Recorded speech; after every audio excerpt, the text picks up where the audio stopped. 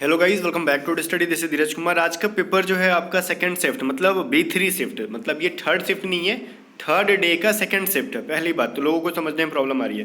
तो इसमें क्वेश्चन ठीक ठाक पूछा गया, डिफिकल्ट नहीं है, इजी टू मॉडरेट है। अब देखो, कहोगे ना कि इजी टू मॉडरेट आप कैसे कह सकते हो। इस शिफ्ट में एग्जाम देने वाले वो स्टूडेंट के हैं जिनको मैंने सामने बैठा के पढ़ाया पर्सनली। अब उनका रिव्यू जो आया था, मैं उनके अकॉर्डिंग कॉल पे बात किया, उसके बाद बता रहा हूँ। क्योंकि जो पढ़ने वाले बच्चे हैं वो इजी टू मॉडरेट बता रहे, डिफिकल्ट नहीं बता रहे। क्योंकि डिफिकल्ट एक आध क्वेश्चन आते हैं इसके अंदर, तो वो तो सब में रहेगा, ठीक है। बट पेपर वाज मॉडरेट, ये चीज़ जो है आपको एक्सेप्ट करना पड़ेगा, ठीक है। जैसे कुछ कुछ क्वेश्चन जो थे मैं बताऊंगा, पहले सुन लो।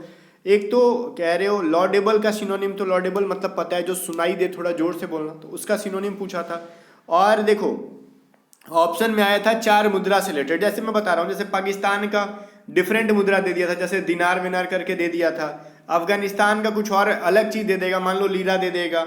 रसिया का मान लेते ना, समथिंग डिफरेंट डिफरेंट चीज थे, मैं एग्जांपल के तौर पे बता रहा हूँ, लेकिन जो सही था वो मैं बताऊंगा। रसिया का दे देगा डॉलर, ठीक है। और उसी में एक था जापान, जापान का मिलाना था येन। ये चार ABC करके दे रखा था आपके सेंटर पे। तो आपको बताना था ना कि क्या पाकिस्तान का दिन इसमें सही कौन है। तो ऑब्वियसली पाकिस्तान का दिनार या फिर लीरा नहीं होगा, और रसिया का डॉलर नहीं होगा, ऐसे करके आपको बताना था ऑब्वियसली।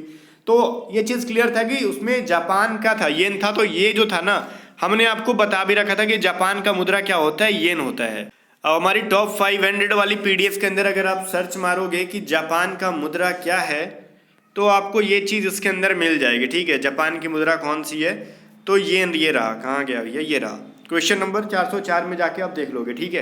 तो ये कोई बड़ी बात नहीं है। ये जब मैं कहना क्या चाहता हूँ, जब मैं इस PDF का वीडियो बना के आपको पढ़ा रहा था, तो ही मैंने कहा था कि देखो जापान की मुद्रा तो येन होती है, लेकिन करेंसी से रिलेटेड आगे क्वेश्चन पूछता है एग्जाम में, और आप पढ़ के जाना, और आगे जिसका शिफ्ट में भैया वो पढ़ के ही जाना, ठीक है। क्योंकि आगे जाके पूछेगा, प्रेसिडेंट से रिलेटेड पूछ लेगा। अभी पूछा था दक्षिण कोरिया के प्रेसिडेंट कौन है, ठीक है ना, तो ये भी इंपॉर्टेंट है।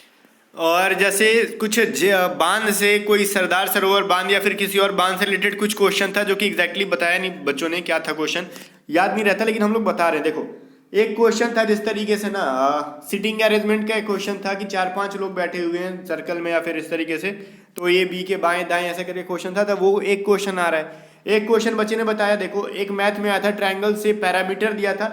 मान लो एक ट्रायंगल का पैरामीटर अगर 32 दे रखा है, किसी एक भुजा को अगर 10 या फिर 15 करके ऐसे कुछ दे रखा है, और कह रहे ये दोनों का डिफरेंस A-B का वैल्यू B दे रखा है, तो फिर ये तो हो सकता है कि इसका या तो एरिया पूछा होगा या फिर इस तरीके से कुछ पूछा था, ठीक है। तो ये सब इजी क्वेश्चन थे जो मैंने आपको यूट्यूब पे कराए थे, और साथ ही साथ मेंसुरेशन के क्वेश्चन पढ़ाए थे आपको यूट्यूब पे भी, और हमारे मॉक टेस्ट में भी थे, हमारे मैथ के PDF के अंदर भी थे, ठीक है। तो वही जो चीज़ थे आपको, और मैं दिखा रहा हूँ और क्या क्या क्वेश्चन मिला अभी तक।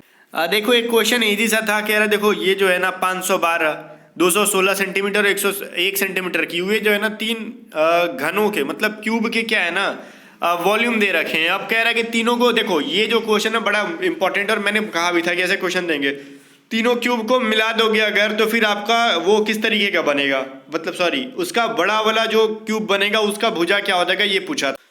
तो आराम से कर लेते हैं। जैसे कि मान लो यहाँ पे एक का A है, तो यहाँ पे सॉल्व तो नहीं कर पाऊंगा, फिर भी हिंट दे रहा हूँ। मान लो AQ का वैल्यू 1 है, तो A का वैल्यू क्या हो जाएगा, 1 हो जाएगा, ठीक है। वैसे ही आप यहाँ पे कर लो, ये 216 किसका क्यूब है, तो ऑब्वियसली आप कर सकते हैं कि 6 का आपका क्यूब हो जाता है, ठीक है। तो 6 का क्यूब हो जाता है। वैसे ही 512 के बारे में पूछे तो वो 8 का क्यूब होता है। जैसे आप करके देख लो खुद से, तो आपको समझ में आ जाएगा ये सब चीज़ें, इसके अंदर कुछ है नहीं। जैसे AQ का बराबर 512 है, तो ये बराबर क्या हो जाएगा, 8 हो जाएगा, क्योंकि 8 इंटू 8 इंटू 8 करके देख लो मल्टीप्लाई। तो ये मतलब एक का भुजा का वैल्यू हो गया, एक का भुजा हो गया 6, और एक का भुजा हो गया 8। तो यहाँ पे पूछा था ना कि बड़ी वाली का भुजा बताओ, तो सबका आराम से निकाल लेते यार, कुछ नहीं था। तो इस तरीके से क्वेश्चन था। और क्वेश्चन देखते हैं हम लोग क्या। और एक क्वेश्चन था, थर्ड शिफ्ट नहीं है, वो मैंने कहा ना कि B3 का, तो उन्होंने कहा हाँ ये B3 थर्ड शिफ्ट मत हो। भगवान बुद्ध को ज्ञान की प्राप्ति कहाँ हुई थी, तो ये सब तो इजी क्वेश्चन थे सर। ये जो हमने फ्री में PDF दिया था ना GK वाली, देखो सबको टॉप 500 की, इसका पहला क्वेश्चन देखो। पहला क्वेश्चन ही है हमारा, भगवान बुद्ध को ज्ञान की प्राप्ति कहाँ हुई थी। ध्यान से देखो, पहला क्वेश्चन ही है, भगवान बुद्ध को ज्ञान की प्राप्ति कहाँ हुई थी, बोध गया, जो कि बिहार में है। इसकी वीडियो में तो पूरा डिटेल में मैंने छीला था इसको, ठीक है। फर्स्ट क्वेश्चन ही जो है वही आया हुआ था, तो इसको वीडियो में मैंने पूरा छिल के बताया था, ज्ञान की प्राप्ति कहाँ हुई थी, किस नदी किनारे हुई थी, और बहुत सारी चीज़ें मैंने इसके अंदर बताई थी। तो आई होप कि आपने इसका आंसर कर लिया होगा। और है कि डिस्टिंग्विश का एंटोनिम पूछा गया था, जो कि मेरे पीडीएफ में नहीं था ये वर्ड, ठीक है। और इस वर्ड को मैंने डाला भी नहीं था, तो एक्सेप्टेड, ठीक है, नहीं था, हमने नहीं पढ़ाया था, ये बाहर से है। तो मैंने कहा ना 90% 99% के आसपास आ रही है वोकैबलरी कुछ, लेकिन फिर भी 1-आध% बाहर से आएगा, गारंटी है वो, ठीक है। और जीके तो 50%, कभी कभार less than 50%, current affair 50%, but mathematics और रीजनिंग, मैथमेटिक्स में कह रहा हूँ 95% और रीजनिंग 100% और वोकैबलरी 99%, ये हमारे पीडीएफ से आ रहा है, ये चीज़ एक्सेप्ट करेंगे। और जीके उतना नहीं आता किसी के पीडीएफ से, ये भी चीज़ एक्सेप्ट करना पड़ेगा, ठीक है। आगे क्वेश्चन देखते हैं। एक क्वेश्चन था, देखो बच्चे ने भेजा है, फिर मैंने उनसे पूछा कि सेकंड शिफ्ट का है, तो उन्होंने देखा नहीं अभी तक शायद। देखो ये क्वेश्चन है, यूरोप फ्रांस पेरिस का वेन डायग्राम बनाना था। देखो एक यूरोप है, यूरोप के अंदर फ्रांस आता है और पेरिस क्या उसकी कैपिटल है, तो ये जो उसकी हो जाएगी। जैसे क्या है अपना एशिया, अगर कहेगा तो एशिया है, वो एशिया के अंदर क्या है, इंडिया है, इंडिया के अंदर उसकी कैपिटल दिल्ली है, तो ऐसे बनेगा। उसी तरीके से यूरोप कॉन्टिनेंट के अंदर यूरोप है, उसी के अंदर क्या है, फ्रांस एक कंट्री है, उस कंट्री का क्या है, कैपिटल पेरिस है। तो आ गया ना, मैंने कहा था ना कंट्रीज और उसकी कैपिटल पढ़ना, इधर ना उधर से वो लोग ले लेते हैं बढ़िया से कंट्री के बारे में, जीके में डायरेक्टली ना पूछे, ले लिया ना यहाँ से, जिसको जो नॉलेज होगा पेरिस उसकी कैपिटल है वही मारेंगे, बाकी तो ताकेंगे। अब देखो ये एक रीजनिंग है, 600 120, बड़ा इजी सा कंसेप्ट था भैया इसके अंदर। 600 को पहले 5 से डिवाइड मारेंगे, कितना आएगा 120। अब 120 को अब 4 से डिवाइड मारो, 5 के उल्टा क्या होता है, 5 के पीछे की तरफ 4, तो आएगा कितना 30 हो गया। अब कहोगे सर कैसे कह सकते हो कि 5 4 से, तो चलो ना 4 से पहले क्या आता है 3, 3 से डिवाइड मारोगे तो 10 आ जाएगा, देखो 10 आया। फिर 10 में अभी क्या 2 से डिवाइड मारो तो देखो 5 आ जाएगा, 5 भी है इधर। 5 में फिर इस बार 1 से डिवाइड मारोगे तो 5 आ जाएगा, देखो फिर से 5 था। यहाँ पे मिला लो क्वेश्चन अपना आप, ठीक है। तो मैंने वही कहा कि पहले ना क्या करना था, 600 को 5 से डिवाइड मारो 120 आ जाएगा, 120 को फिर 4 से डिवाइड मारो 30 आ जाएगा, फिर 30 को 3 से डिवाइड मारो 10 आ जाएगा, 10 को फिर 2 से मारो डिवाइड तो 5 आएगा, फिर 5 को 1 से डिवाइड मारो 5 ही आएगा। क्या दिक्कत है, कुछ दिक्कत नहीं है, मस्त क्वेश्चन आ रखा था। अब अगर इस क्वेश्चन को कहते हो सीरीज का सर बहुत डिफिकल्ट था, तो फिर डिफिकल्ट ये नहीं था, आपकी सोचने समझने की क्षमता कम थी, डेट इज क्लियर, ठीक है। सोचने समझने की क्षमता जब कम हो ना, तो फिर किसी चीज़ को डिफिकल्ट नहीं कहते। कहोगे सर कैसे पता हमको कि क्या आ सकता है क्या नहीं, अरे कुछ नहीं करना था, इसको उल्टा देख लेते। 5 के बाद 5 आया, मतलब 5 को 1 से मल्टीप्लाई कर दो 5, फिर आगे 5 को 2 से मल्टीप्लाई कर दो 10, 10 को इस बार 3 से मल्टीप्लाई कर दो 30, और आगे 30 को 4 से मल्टीप्लाई कर दो 120, 120 को 5 से मल्टीप्लाई कर दो तो 600। आगे से करोगे तो डिवाइड करो, पीछे से करोगे तो मल्टीप्लाई करो, दोनों तरह से आपका आंसर आ रहा था, तो टेंशन वाली कोई बात नहीं है। अगर आगे आपका एग्जाम है, अगर still you want two by PDF, तो हमारी तरफ से कोई दिक्कत नहीं है, आप पैसे दो हम पीडीएफ दे देंगे।